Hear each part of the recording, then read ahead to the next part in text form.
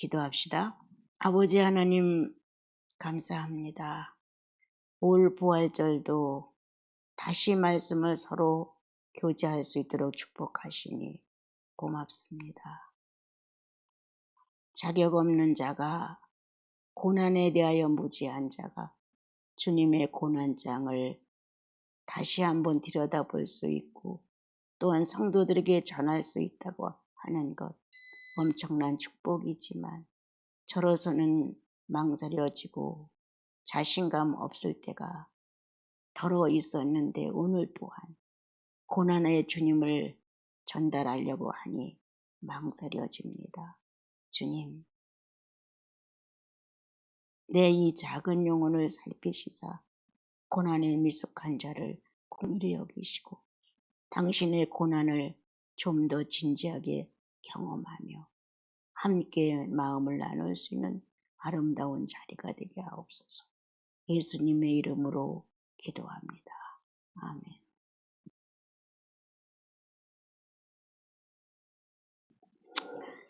그전에는 이렇게 절기 때가 되면은 이제 그 절기에 맞는 말씀을 찾아서 이렇게 전하는데 참 망설임이 없었어요. 그런데 올해는 이사야 53장을 선택하고 나서부터는 나는 가난에 대해서, 주님의 고난에 대해서 어떤 것도 떳떳하지 못하다. 심령이 가난해서 주님을 그렇게 온 마음을 다 써서 갈망한 것도 아니고 또 이렇게 고난이 심해서 죽을 것 같은 경우도 없었고 그러다 보니까 내가 고난에 얼마나 그 허약한 자이고 미숙한 자인가를 이렇게 자꾸 생각이 되더라고요. 그러면 나는 주님하고 짝할 게 하나도 없는 거예요. 어떤 거 하나가 주님하고 나하고 같이 친교의 악수를 나누고 같이 마음이 소통될 수 있는 이런 내용이 너무 없는 것 같은 거예요. 그러면서 마음이 허전해지기 시작하더라고요. 허탈해지는 거예요. 고난에 대해 이렇게 내가 무지하다니 어떻게 해야 내가 좀 더 진지한 고난 속에서 예수 그리스도를 발견할 수 있을까? 내게 맞는 크고 잔잔한 사건들이 많이 오는데 거기에 대하여 내가 주님 앞에서 100점을 맞지 못할 때가 너무 많은 거예요. 그러다 보니까 나는 회피하는구나. 고난을 회피하는 사람이라구나. 이런 생각이 들더라고요. 고난보다는 안락한 것을, 형통한 것을, 편안한 것을 더 추구하게 된 게 내가 아닐까. 온 고난까지도 싫다고 내가 밀어버리면서 나의 원함을 추구한 것은 아닐까. 주께서 선물이라고 고난을 보내셨는데 나는 주님의 선물을 싫다고 바깥에다 버린 것이 아닐까.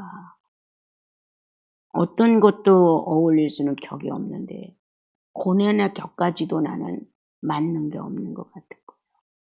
그래서 자신감이 좀 없고 이거 내가 나흘 동안 이 주님의 고난에 대해서 내가 정말 꺼리낌 없이 전달할 수 있을까.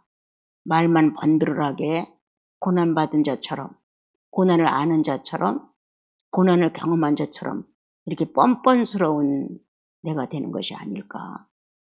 말로 예수를 팔아넘기는 이러한 값비싼 장사꾼인가 이런 생각이 들 정도로 여태까지 53편을 그래도 몇 번 전했는데 이번같이 고난에 자신이 없다는 생각은 처음 들었어요. 이거 전달하기 전에 주일날 말씀을 조금 곁들인 다음에 전달을 하겠습니다. 예수 그리스도가 우리의 구주가 되어주셨다는 것, 죄를 용서받았어. 흔한 우리들의 그 통용어예요. 예수 믿고 구원받았어. 예수 믿고 죄 씻음 받았어. 예수 믿고 천국 가.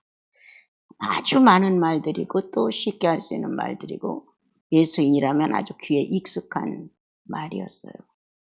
그래서 내가 구원받고 천국 가는 거에 대해서는 의식이 발달됐는지 몰라도 내가 의인이기 때문에 그리스도 안에서 그리스도의 선택을 할 수 있는 사람이라는 데 대해서는 인식이 부족한 것 같은 거예요.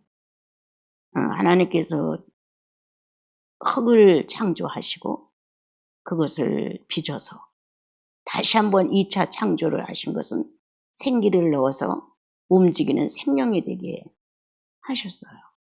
하나는 근거가 있는 데서부터 창조가 되고 하나는 전혀 없는 데서부터 물질을 만들어내신 창조가 있어요. 이렇게 해서 사람 하나를 만들었는데 그 전에 우리의 형상과 모양대로 사람을 만들자라는 세 분의 결정이 이루어져서 세 분의 하나님께서 사람 하나를 함께 동일한 마음으로 합의하여 결정을 이뤄 놓으셨어요. 그게 우리들의 모양과 우리들의 형상이었어요. 그 사람을 만들어서 생기를 집어넣음으로 하나님의 형상과 모양이 보이지 않는 세계에서 보이는 세계로 출발을 하게 됐어요. 그래서 흙으로 만들어진 모습과 거기로부터 인격 구성이 되어서 바깥으로 나가는 이런 모습. 이러다가 이제 어느 날 주님은 아담을 불러서 감성을 테스트하시고 또 지성을 테스트하시고 그리고 의지를 테스트하셨는데 의지에서 선악과를 따먹음으로 인하여 죄인이라는 낙인이 찍혔고 하나님과의 소통이 관계가 끊어지게 됐죠. 그걸 우리는 죄인이라고 말하는데 우리는 보통 그냥 감성도 지성도 합격을 했지만 의지에 와서 탈락을 했다. 의지가 상실됨으로 인하여 주권이 넘어갔고 그래서 우리는 죄인이라고 한다. 의인이 되는 것은 주권을 찾아오는 것이다. 어떤 예수의 피 흘림 십자가에도 다 훌륭하지만 근본적인 내용이 확실하게 붙들 수 있는 내용은 그냥 막연히 예수 그리스도가 고난을 받아서 피를 흘려서 우리를 용서해 줬대. 그것보다는 좀 더 내 영혼이 꽉 닿을 수 있는 것. 그것은 이건 제 경험이에요. 아, 그렇구나. 의지가 상실되고 의지를 사단에게 넘김으로 인하여 나는 죄인이 됐고 하나님과 교통이 될 수 없구나. 인격 구성에서 정지가 됐고 더 이상은 난 발전할 수 없다. 이런 거를 이제 깨닫게 됐어요. 그러면서 이제 하나님께서 절대적인 의미를 가지고 우리들에게 하나님은 하나님에게 맞는 주권이 있고 피조물은 피조물에게 맞는 주권이 있는데 우리가 볼 때 주님이 우리 창세기에서 정복하고 다스리고 충만하고 번성하고 창대하고 이런 주권을 아담에게 허락하셨다. 다 공감한다고 저는 생각을 하거든요. 그런데 그것마저도 선악과를 따먹음으로 인해서 상실이 되게 됐죠. 그런데 거기에 더 소중한 것, 보이지 않는 것, 하나님 형상 안에 구성되었던 하나의 실체는 자유의지였어요. 사람에게 주어진 하나님과 같은 어떤 피조물에게는 격이었어요. 그래서 최고의 우수한 영혼을 가지고 있다면 하나님과 같이 교통할 수 있다는 최고의 우수한 방법은 바로 자유의지였어요. 선택할 수도 있고 거부할 수 있는 것이었어요. 그는 하나님 말씀을 거부하고 자기가 원하는 것을 선택해서 자유의지를 타락시켰어요. 그러므로 인하여 죄인이다. 이렇게 결정이 났죠. 주님은 자유의지가 타락된 괴물처럼 변해버린 우리들의 이 죄인의 모습 안에 거하실 수가 없었죠. 그래서 예수 그리스도를 보내셨고 예수 그리스도는 하나님 되심을 잠깐 접으시고 아담을 살리기 위한 방법으로 이 땅에 오셔서 죄인의 모습으로 구성을 하셨죠. 그렇게 살아가시면서 하나도 자유의지의 선택을 하나님 편에서만 했지 내 편에 선 게 하나도 없었죠. 이 아담이 잃어버린 이 자유의지를 그대로 찾아서 다시 창조주이신 하나님을 사용하기 위해서 예수 그리스도가 오셔서 모든 만물의 근원 되시는 그분이 정말 이 물질로 오셔서 우리를 구원해 주셨어요. 그래서 나와 여러분은 새로운 자유의지를 가진 것인데 예수 그리스도가 사용한 자유의지라는 거예요. 성령은 이것을 받아가지고 우리 영혼 안에 오셔서 지난날 아담이 선택했던 자유의지가 아니고 그리고 죄인된 자유의지가 아니라 지금은 예수 그리스도를 통해서 새로 창조함을 받은 것처럼 새로운 예수 그리스도가 사용한 자유의지가 인격 안에 등장하게 됐죠. 이것을 자녀라 하고 이것을 의인이라 하고 이 자유의지는 이제 성령과 하나를 만들 수 있는 하나가 될 수 있는 근본이 되죠. 하나님은 신격을 마음껏 사용하실 수 있고 우리는 인격을 마음껏 사용할 수가 있었죠. 이렇게 되어서 지금 현재 성도들은 어떤 자유의지로 사느냐? 예수께서 사용한 자유의지다. 성령은 다른 자유의지를 우리에게 요구하지 않으신다. 예수께서 사용한 자유의지를 성령 안에서 행하기를 요구하신다. 그래서 끝내는 우리가 그분의 자녀이고 그분의 창조 근본을 가졌다. 그리고 성령은 예수 그리스도를 재현하시는 것이다. 그래서 예수 그리스도가 갖고 계신 자유의지의 선택을 성령 안에서 우리 영혼 안에서 그 일을 바깥으로 출현해내신다. 그러므로 우리들이 예수 믿는다고 하는 것은 내 욕망에 무엇을 성취하고자 하면 결코 아니다. 그리고 이 땅에서 어떤 부나 존중이나 이 땅에서 무엇을 어떻게 인정받는 이러한 것도 아니다. 이건 순전히 새로운 창조의 근원 안에서 새로워진 생태계의 바탕을 가지고 새로운 세계를 살아가는 것이다. 이게 영생을 소유한 사람들의 특징이죠. 그래서 하나님의 사람들은 그렇게 순교도 할 수 있었던 것 같아요. 만약 아담이 사용했던 자유의지를 가지고 우리가 산다면 어떻게 순교를 선택하겠어요? 어떻게 나를 부인하겠어요? 우리가 거대한 순교는 생각하지 못해도 사사로운 자기의 일상적인 사생활 중에서는 언제든지 자신을 부인할 수 있는 자유의지 행사가 진행되어야 된다고 저는 봅니다. 그것이 안 될 때는 용서를 빨리 빌고 그것이 안 될 때는 빨리 나를 인정하고 그것이 안 될 때 화목이 깨졌다는 사실을 놓고 사람이 우선이 아니라 주님이 우선이시죠. 그러니까 주님 내가 잘못했다는 주님 앞에서 나를 고발하죠. 바르지 않았다는. 그래서 자유의지가 다시 새롭게 창조받은 것처럼 다시 사용될 수 있는 자격을 얻게 되죠. 그분께 고백함으로 그분께 회개함으로 인하여 다시 죄 없다 하심의 은총을 받으면서 용기를 가지고 새로운 피조물로서의 자유의지를 표현하고 사는 것이거든요. 그래서 그냥 일상으로 자연스럽게 되는 것이에요. 그런데 사건이 너무 많이 일어나고 문제가 많아지면 이제 그만큼 시달리는 거예요. 그만큼 시달리고 그만큼 연단이 계속되는 거예요. 뭔가 하나가 완성되기까지 연대는 진행을 하는 거거든요. 예. 한 번에 딱 연단되어서 하루아침에 정상적인 작품이 완성된다면 오죽이나 좋겠어요. 그런데 그렇지가 않아. 한 번 연단, 두 번, 세 번 이렇게 여러 번 연단을 거쳐가면서 재련소를 여러 번 통과함으로 순금이 나오듯이 우리도 자유의지에 능통하지 못함으로 인하여 자유의지에 능통한 한 사람이 되고 그 기관이 될 수 있도록 주님은 우리를 계속 연단을 시켜주시죠. 그런데 그 연단이 싫어서 자꾸 예수 없는 사람처럼 행동을 하게 되면 성령을 거스르게 되고 성령은 자기 자신을 그 안에서 유지하신다는 게 엄청 어렵습니다.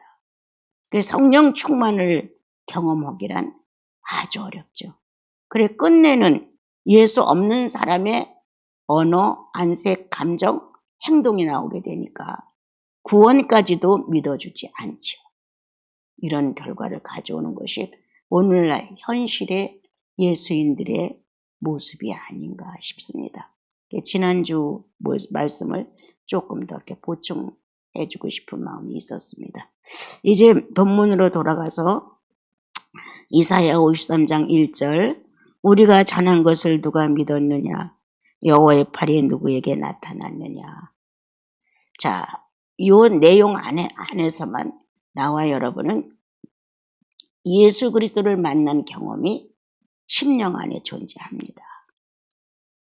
예수 그리스도를 만난 심령이 존재한다면 조금 전에 말씀드린 것처럼 자유의지의 선택권이 항상 마음 문 앞에 있습니다.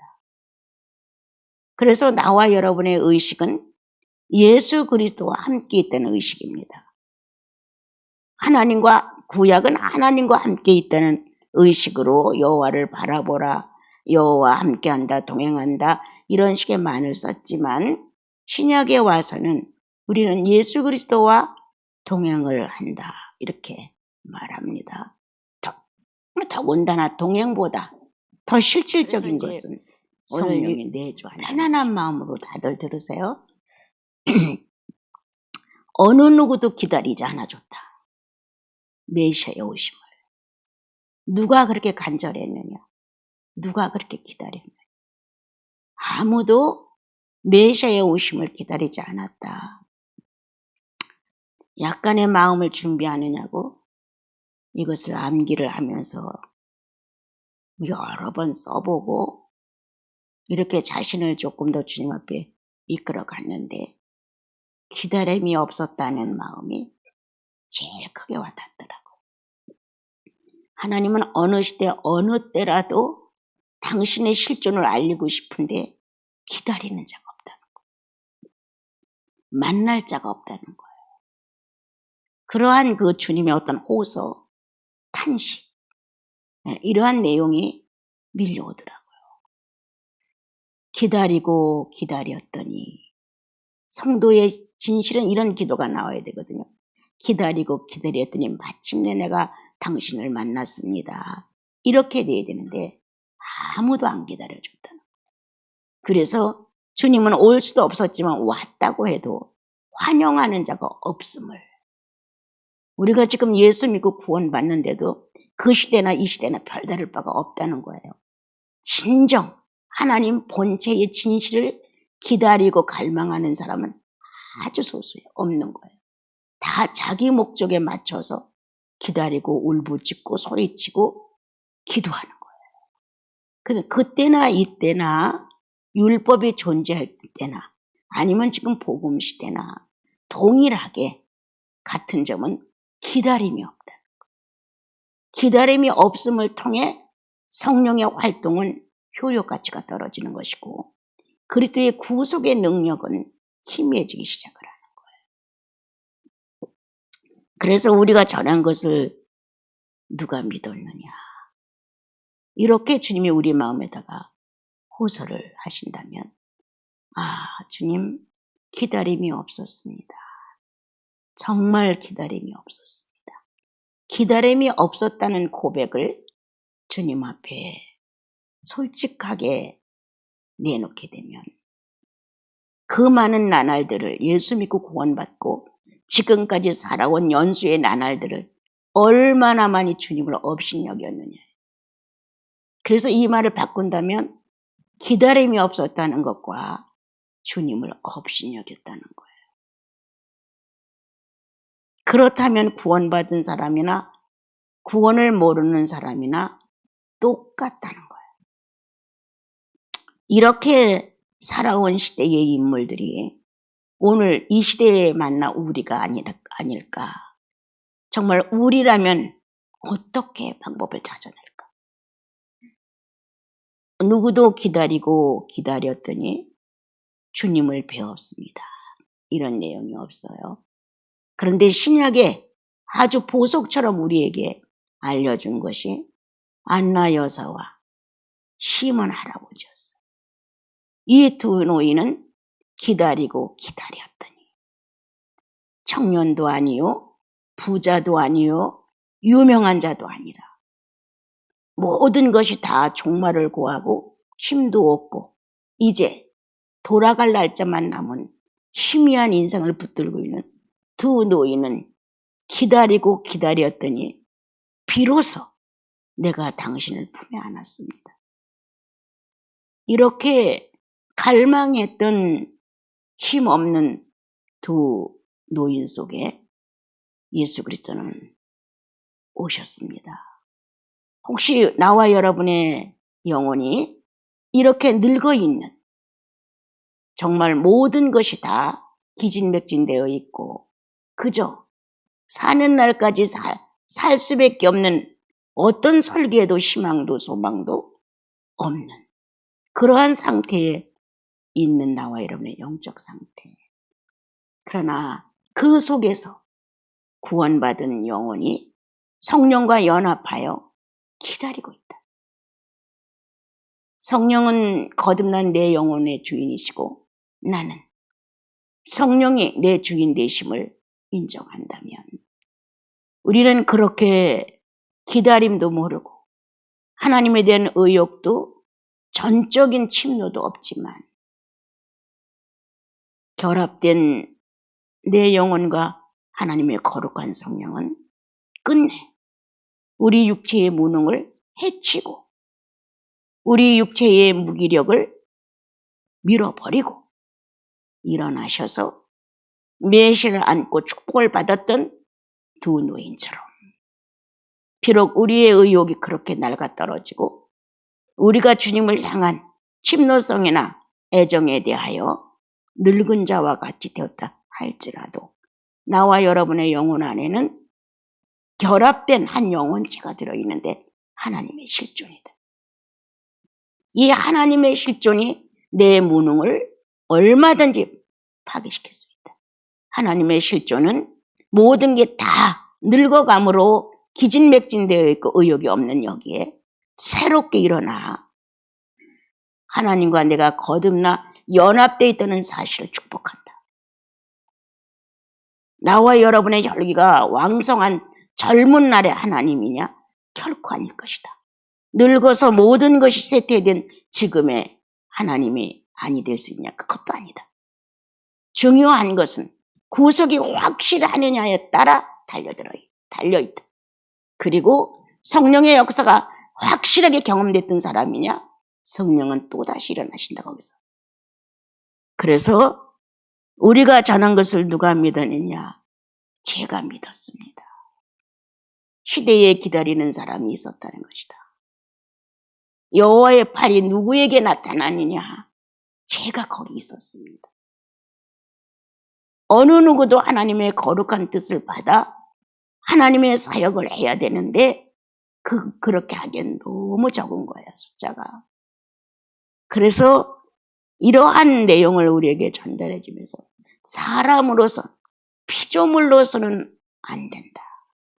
피조물로서는 모든 것이 절단이 나고 한계에 이르고 피조물은 변질되고 피조물은 낡아 세잔해지고 그래서 주님은 영원하신 분을 준비하셨는데 예수 그리스도였다.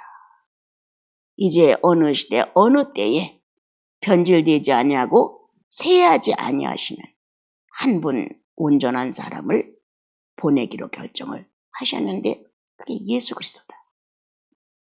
그래서 예수 그리스도를 우리에게 설명해 주시면서 지금 구원받은 우리가 그 당시 구약시대의 사람들처럼 이렇게 희미한 구원을 갖고 있는 것일까? 기다림이 없는 다 늙어 빠진 의욕조차도 없는 무기력 속에서 헤매는 무능한 존재로 있는 것일까?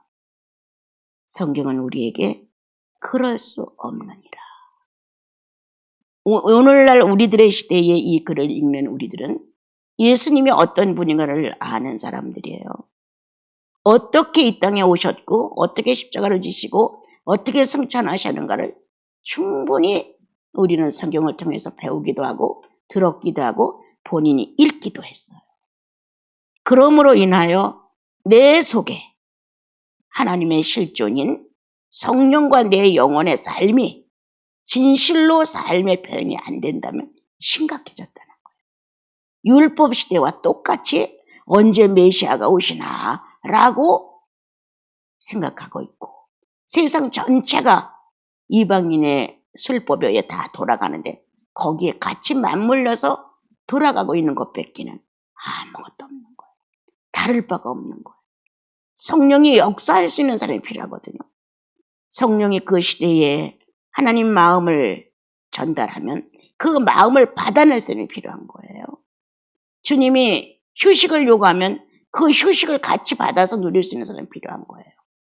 그가 음식을 잡수신다. 같이 먹을 사람이 필요한 거예요.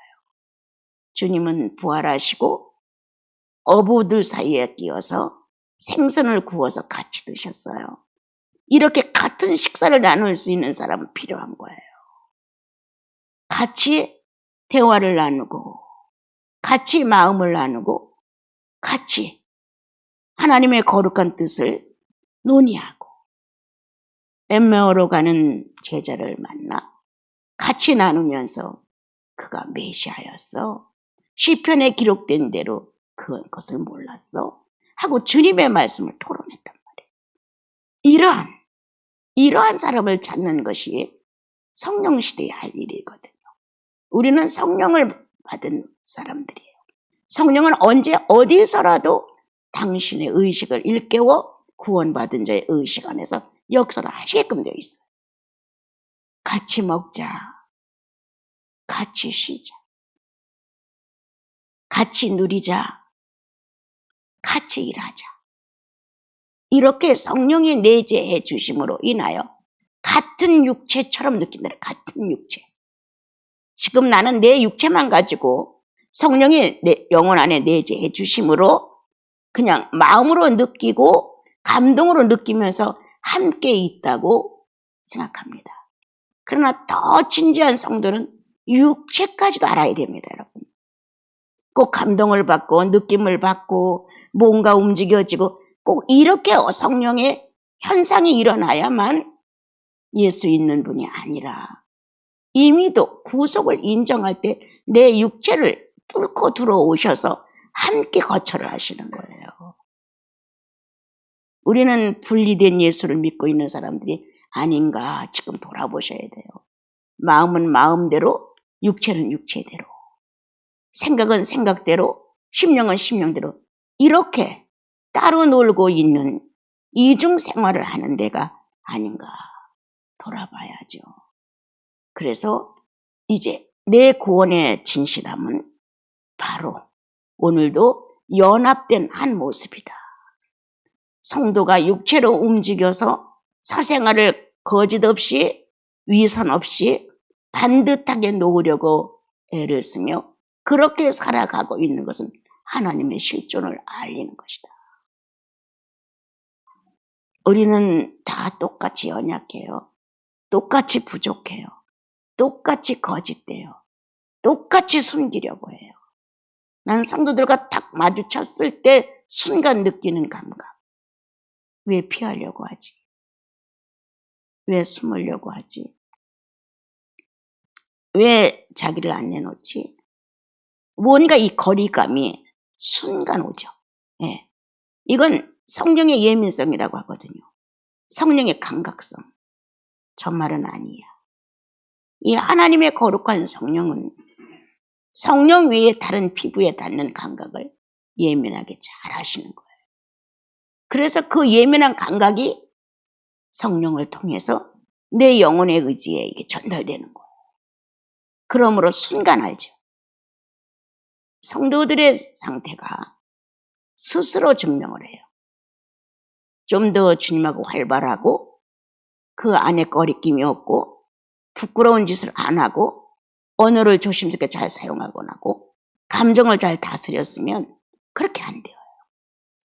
그런데 뭔가 신령한 성령을 모신 성도들 사이에서 그래도 조금 나보다 저 사람이 더 주님을 잘 섬겨 라는 의식이 있다면 떳떳하지가 않아요. 이게 얼마나 성도로서 피곤해요. 사람 앞에서 떳떳하지 못한 게 문제가 아니잖아요. 이미 성령 앞에서 정죄가 된 거예요. 성령이 단죄를 할 수밖에 없게끔 행동을 한 거예요. 자기 스스로가 단죄가 되어 있는 거예요. 자기 스스로가 정죄받고 있는 거예요. 떳떳하지 못하니까. 그러나 자기보다 만약에 영적 신령성이 조금 낮다고 합시다. 뭔가 그 앞에서 내가 자유롭게 할 수 있다 합시다. 그럴 때는 다 얘기하고 드러내고 활동하고 뭐든지 같이 행동을 하려고 해요. 얼마나 우리는 사람을 속이는 게 아니라 하나님을 속이는 사람들인가. 하나님을 속이는데 하나님이 그 악에서 나타나서 주님의 일을 할 수가 없죠, 여러분. 막 큰 일을 하고 사람들 성경성에 나타난 아주 눈에 띄는 일을 하고 이것만이 하나님의 일은 아니에요, 여러분. 내 개인 하나가 예수화되어 가는 게 하나님의 일이에요. 어떻게 하는 것이 하나님의 일이냐고 모르니까 보내신 자와 보낸 자를 믿는 것이 하나님의 일이니라. 뭐가 하나님의 일이에요? 나를 작은 자 앞에서나 큰 자 앞에서나 내 모습 이대로다. 성령 인정하는 사람이에요. 나보다 더 신령한 사람이나 무딘 사람이나 그 앞에서 내 마음은 일정하다. 성령의 사람이에요. 뭔가 강력한 위력과 권세를 가진 사람이나 아주 나약하고 보잘것없는 사람 그 앞에서 차등하지 않고 당당하게 일처리를 해나가는 건 성령의 사람인 거예요. 오늘날 시대에 지금은 구약이 아니라 복음과 성령 시대를 만나 사는 나와 여러분, 성령 충만은 자연스러운 것이다. 성령 충만은 숨기는 게 아니다. 떳떳하지 못해서 뒷걸음치는 것이 아니다. 뭔가 내놓기가 거북스러워서 감추려고 하는 것이 아니다. 일상적인 자기 삶에 성령 충만은 자유합니다.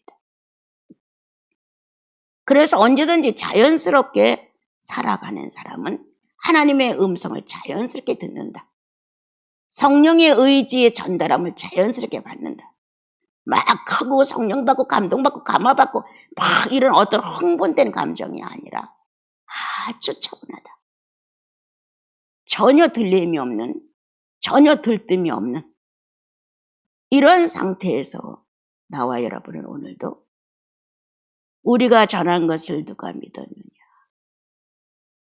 믿은 사람으로 존재해야 한다. 요 발이 누구에게 나타났느냐. 여호와의 발이 나타날 때 반응하는 사람이 되어야 한다. 그것은 여러 사람에게 무엇을 알리고자 함이 아니라 나 자신 하나에게.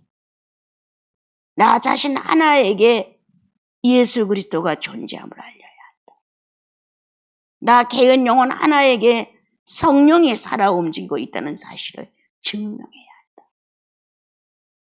그러므로 이제 구속을 받고 성령 시대에 살아가는 나와 여러분은 한 사람 나 성령 충만하여 예수 그리스도가 찾는 사람, 하나님이 찾는 사람, 성령이 그 안에서 자유할 수 있는 사람으로 만들어야 이 시대에 아담이 범죄하고 예수가 오시기까지 그 기간 동안에 멸시받은 예수를 회복해야 한다. 아멘 아닙니까 여러분? 업신여김을 받은 예수 그리스도를 회복해야 한다. 기다림이 없이 천대꾸러기가 되어서 오지 않기를 더 바랬는지도 모르는 귀찮은 존재가 되었을지도 모르는 아담에게는 선악과를 따지 말라고 하시고 이스라엘 민족에게는 율법을 보내시고 복음을 받은 자들에게는 왕 같은 제사장이라는 이러한 금법이나 아니면 계명이나 기업을 이을 자로서의 축복을 한 이유가 뭘까? 지금은 속일 수 없는 시대입니다. 그러므로 저마다 하나님의 진정한 소리를 듣고 자기 개인 하나만이라도 성령 충만하고 언제든지 세 분의 하나님의 사역을 같이 하는 것은 인격을 완성해 가는 것입니다. 아멘입니다. 하나님과 교제할 수 있는 인격이 되어지는 것, 성령님과 교제할 수 있는 인격이 되어지는 것, 나사렛 예수와 교제할 수 있는 인격이 되어지는 것, 하나님의 가장 큰 사역이다. 성령 시대의 과제는 이거다.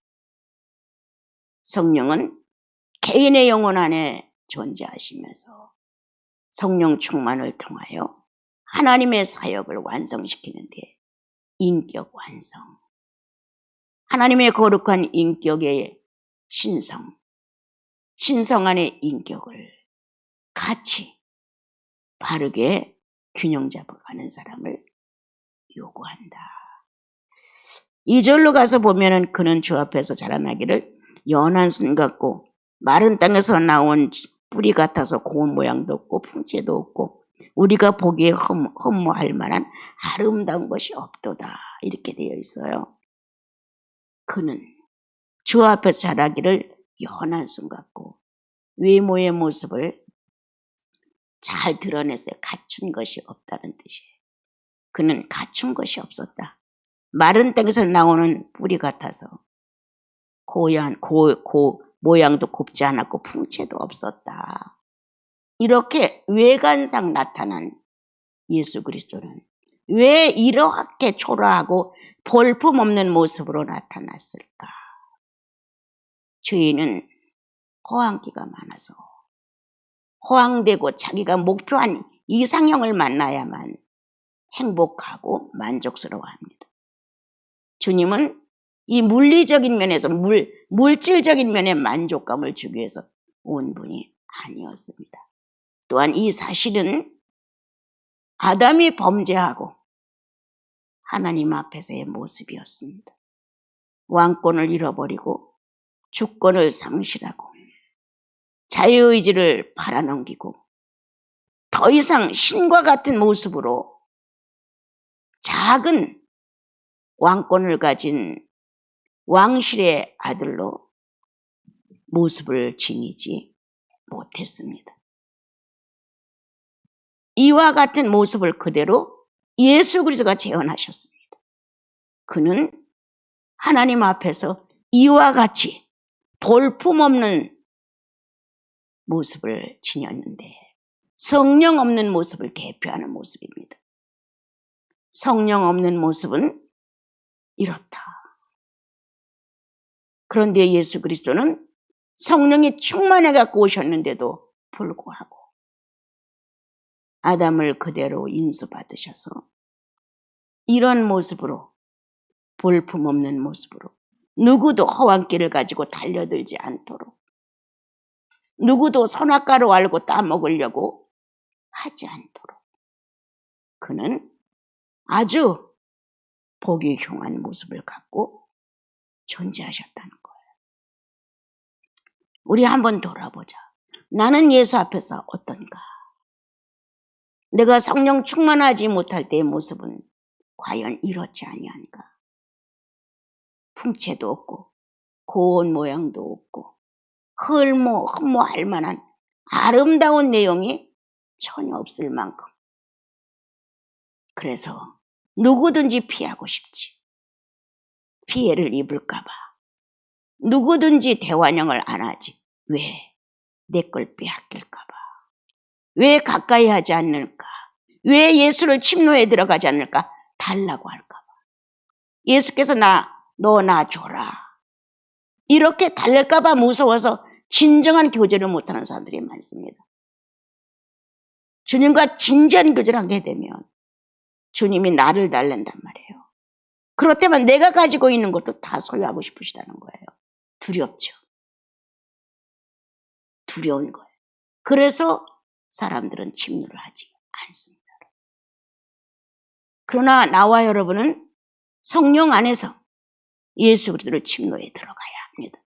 내 이 헐벗은 이 모습을, 성령 없는 이 모습을, 예수의 형상과 모양이 없는 이 모습을 가지고 구원받았다고 자부하면서 살아간다면 이것은 하나님에 대한 신성 모독입니다.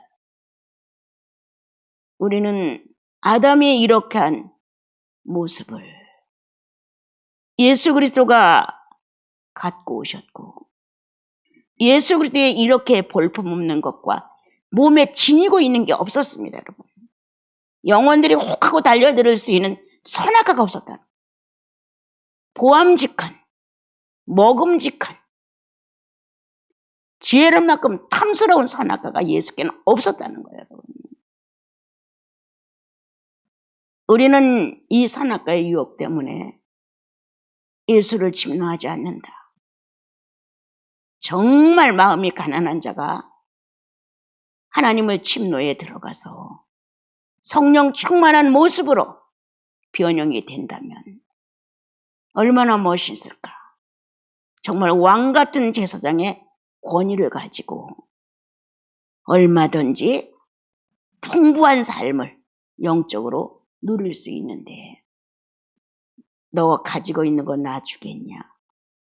이렇게 주님이 도전하고 치고 들어올까 봐 무서워서 못하는 거예요. 죄어 내가 가난한 자를 위하여 이런 기도 해봐요. 그럼 너 재산 팔아서 남 줄래? 이럴까 봐 그런 기도도 못하는 거예요. 어떤 것이라도 예수 그리스도가 지니고 있는 일면을 놓고 주님 앞에 기도하여 한 사람의 풍부한 예수인을 만들어가는데 이거를 침노하지 않은 일은 도망가고 싶은 거예요. 달랠까 봐. 그래서 거칠에만 하는 거예요. 기도하는 척, 예배 보는 척, 다른 사람 앞에 가서 꽤나 성경 좀 알고 있는 척, 모든 사람들이 만난 문제에 대해 자기가 해결해 줄 수 있는 것처럼 그렇게 하는 거예요. 그리고 실상 내용은 없어요. 왜? 기도하고 깊이 들어가 봐요. 주님이 당연히 당신의 소유라고 말씀하시죠. 좀 더 깊이 들어가 봐요. 내 마음을 안달하게 하셔서 예수 그리스도를 침노에 들어가서는 갈망으로 나를 채워서 세상의 무의미 건조해지기 시작하죠. 의미가 없어요. 그렇게 될까 무서운 거야. 아직은 누리고 쓰고 사람들 속에서도 나라는 사람을 조금 뻐기고 나타내고 뽐내야 되고 알아줘야 되고 이래야 되는데 내가 예수께 미쳐서 나를 다 포기하고 내가 다른 사람들이 볼 때 나를 초라한 사람으로 볼까 봐 싫은 거예요. 그래서 못하는 거예요. 그게 마귀의 장난이죠.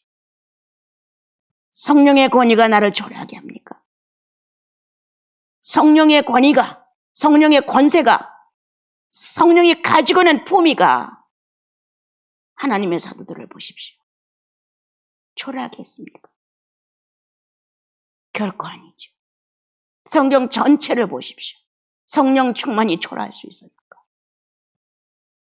예수 한 분으로 낙을 삼고 인생을 정리하는 사람들이 초라해서 무시를 얼마나 당했나 한번 찾아보십시오. 그의 얼굴에서 주님을 발견해. 그의 언어와 음성에서 주님을 발견해.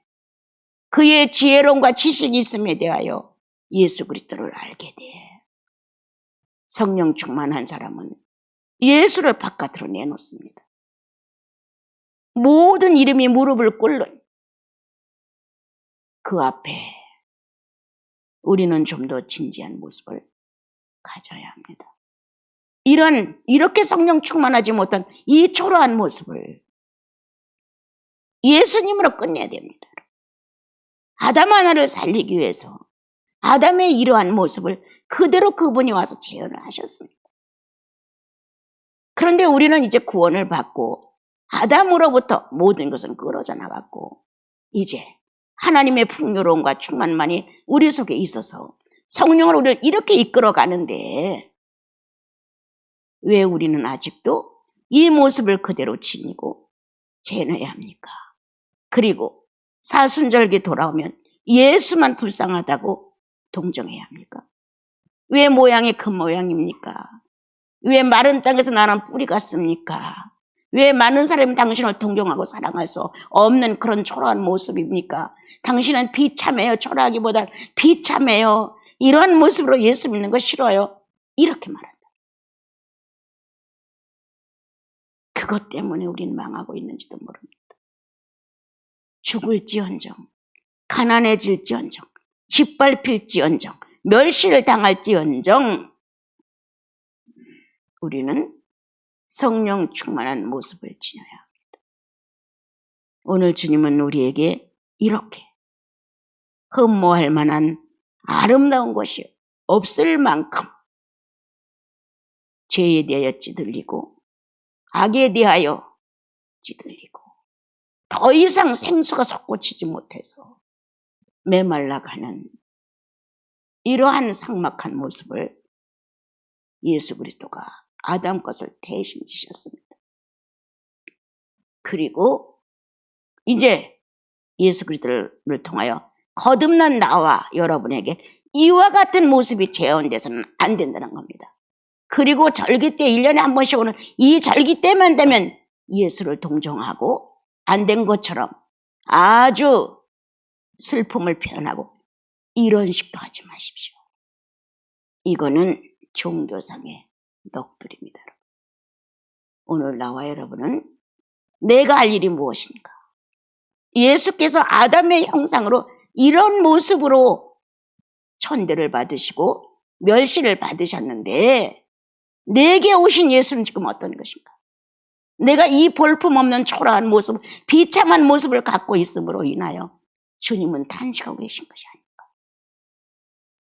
이 모습은 더 이상 주님의 것이 돼서는 아니 됩니다. 더 이상 그리스도의 모습이 돼서는 아니 됩니다. 라고 우리는 소리쳐야 합니다.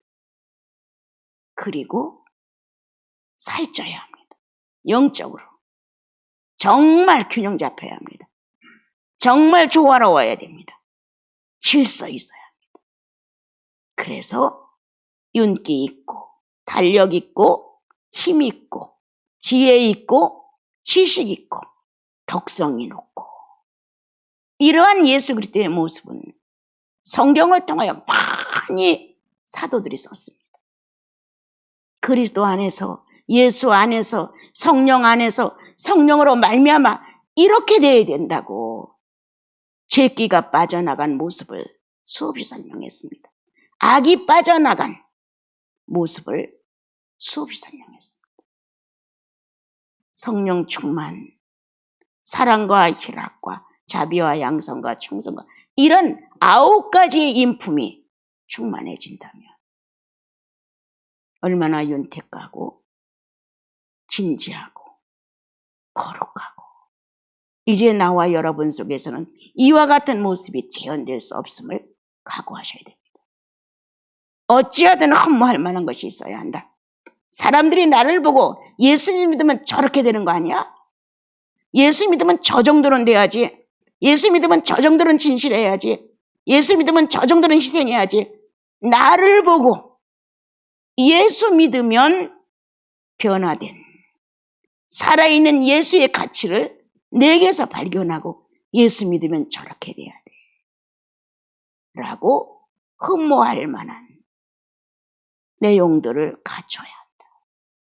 성령 충만은 하늘과 땅이 흠모하는 모습이다.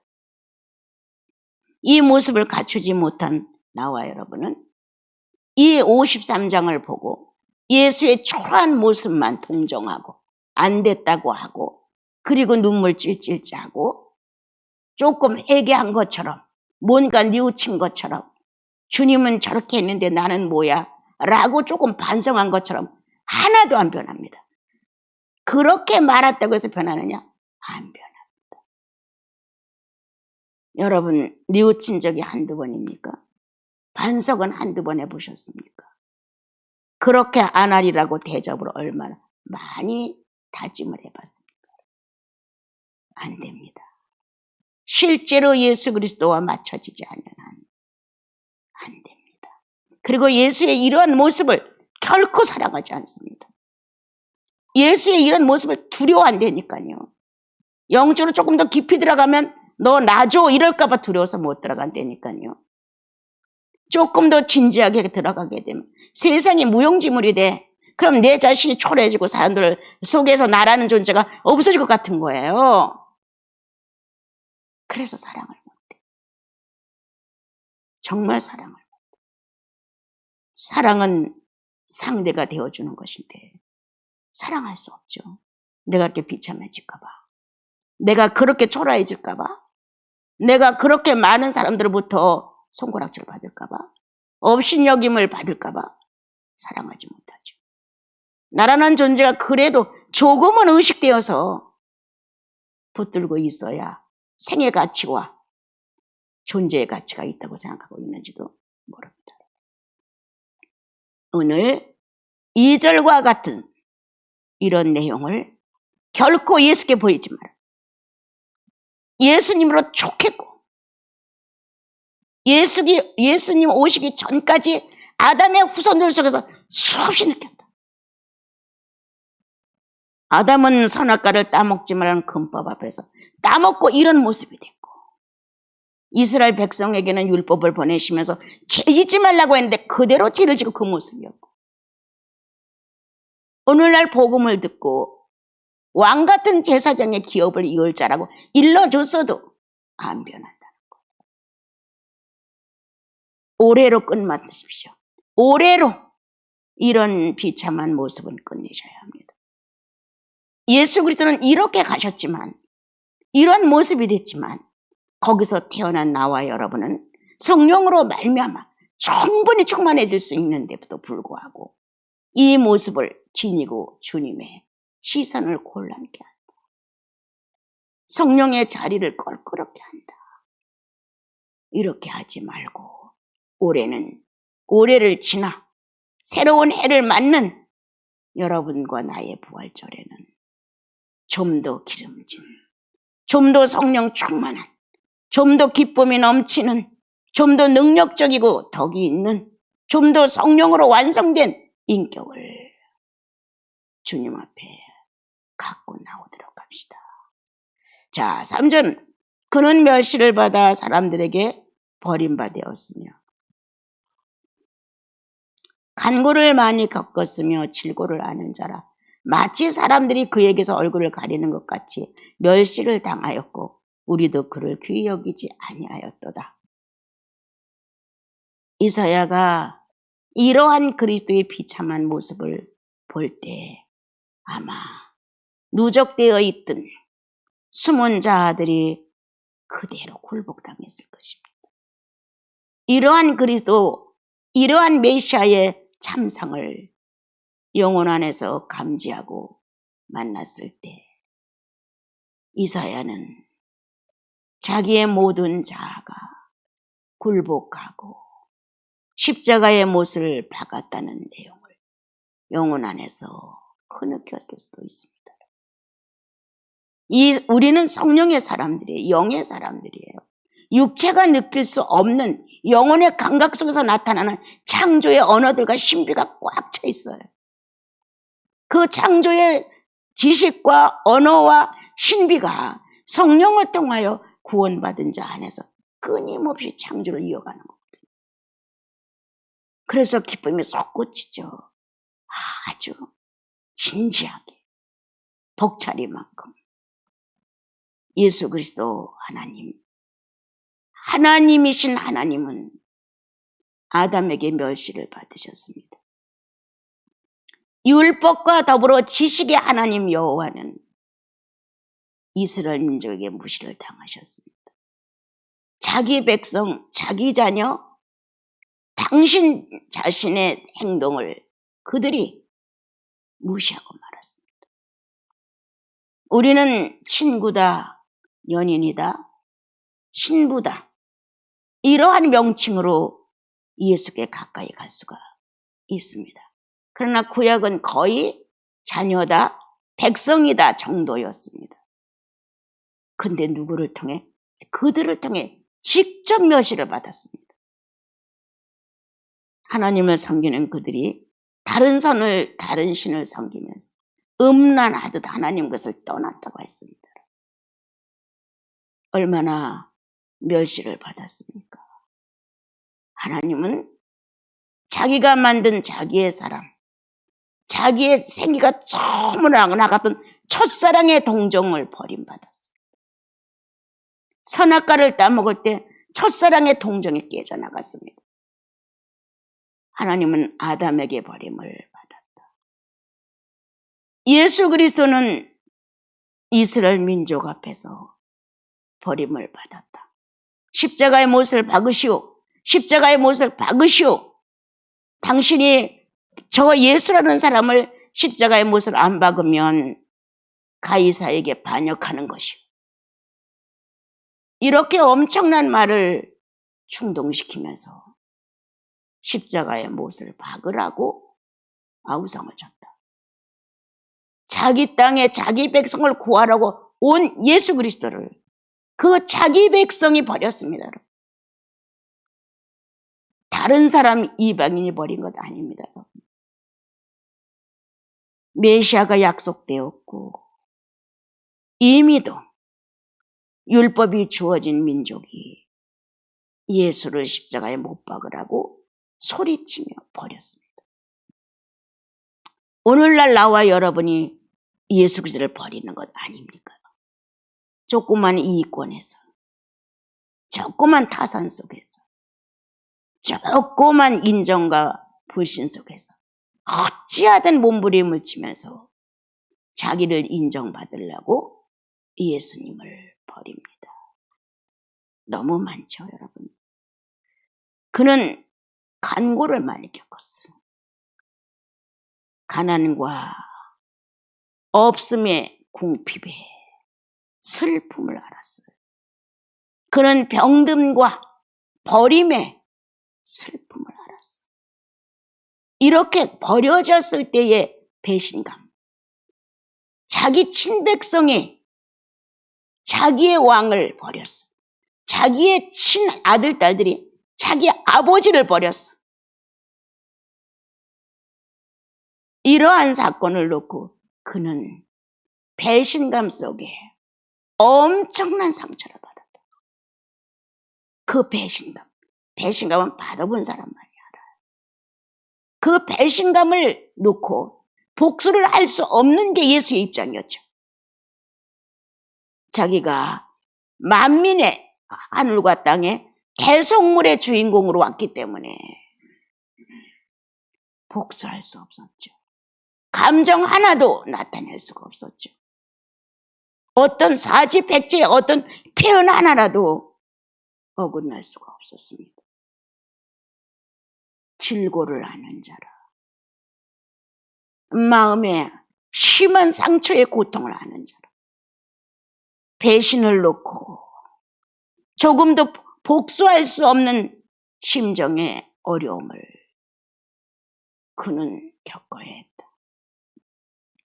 자존심이 눌리고 권위가 파괴되고 보통 사람보다 더 많이 무시당하고 이런 상황에 있는 그가 얼마나 가난했는가. 자기 편이 하나도 없었어.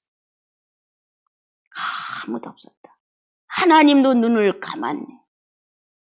대속물로 내어주기로 결정을 했기 때문에 더 이상의 손을 쓰지 않고 그 순간이 지나기까지 버렸다. 이렇게 버림을 만난 내 주님, 여러분들의 주님 버리지 마십시오. 자기의 어떤 욕망 하나 때문에, 자기의 어떤 감정 하나 때문에, 자기의 어떤 유익 물질 하나 때문에, 자존심이라는 것 때문에 예수를 버리지 마십시오. 그렇게 버려진 예수, 나와 여러분이 찾은 바 되어야 됩니다. 여러분, 내 고통은 그렇게 심하다고 느끼고 예수의 고통은 동정으로 끝납니까? 내 고통은 이 사람 저 사람 만나면 얼마나 어려웠는가 나팔을 불면서 예수의 고통에 대해서는 무관심합니까? 참 예수 그리스도의 씨가 들어있는 우리들이라면 우리는 예수의 신력을 안고 울어야 합니다. 어떻게 참으셨을까? 어떻게 견디셨을까? 그 많은 배신감에 찌들은 이 많은 상처를 어떻게 감당을 하셨을까? 단순간에 채찍을 맞아 아픈 거는 견딜 수 있으나 비양거리며 무시하고 그렇게 대해주는 그때의 환경 앞에 어떻게 자신을 버틸 수 있었고 어떻게 작은 감정 하나도 머리털 하나도 상하지 않게 하셨을까? 난 이 고난이 어느 날 그렇게 찾아왔을 때 십자가보다 더 무서웠다고 소리쳤어요. 십자가는 죽이려고 각오하고 매달아 고통지나 숨 끊어지면 그만인데 이와 같은 배신감, 억울케 하는 것, 이런 상황이 계속되는 수년간의 생활 속에 그것도 자기 친자식을 통하여 친백성을 통하여 받는 이 모욕감에 이 수모를 겪으면서 어떻게 자신을 지탱했단 말입니까? 그게 나를 한동안 아주 심각하게 만들어줬었습니다. 이러한 삶을 살고 계신 예수 그리스도를 우리는 다시 한번 마음에서부터 일으켜야 한다. 내가 받은 수모는 지독하고 주님이 받은 수모는 아무렇지도 않아. 내가 받은 버림은 그렇게 억울하고 주님이 받은 억울함은 아무렇지도 않아. 만약 이런 상태가 자기 영혼 속에 지금도 있다면 우리는 회개가 없었다는 것이다.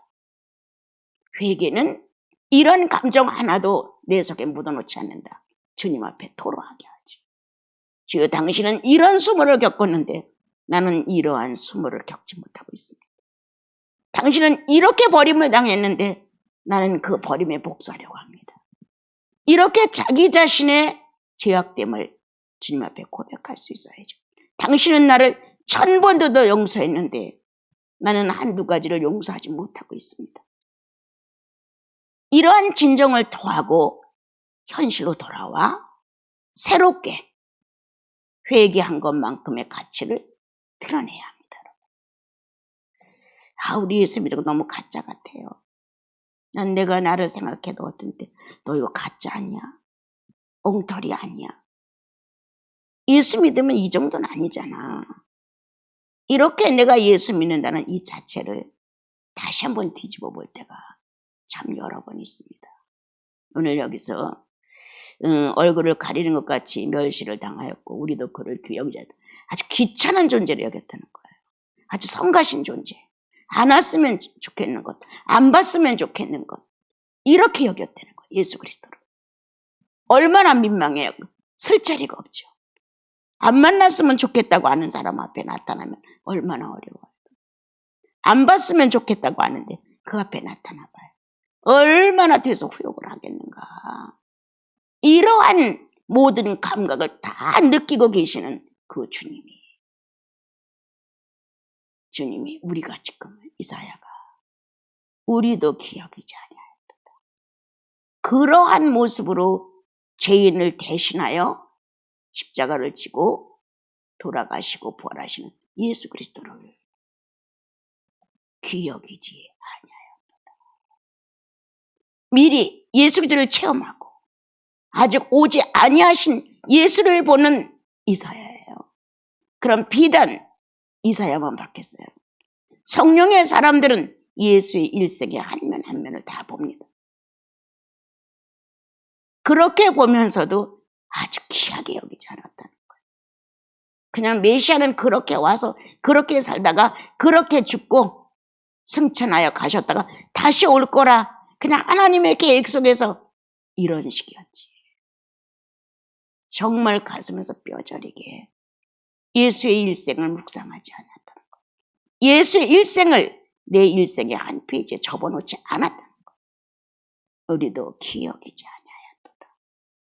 오늘날 구원받고 천국 갈 거라 기뻤던 때 그 자기 기쁨은 충만했지만 정말 예수를 기억했을까?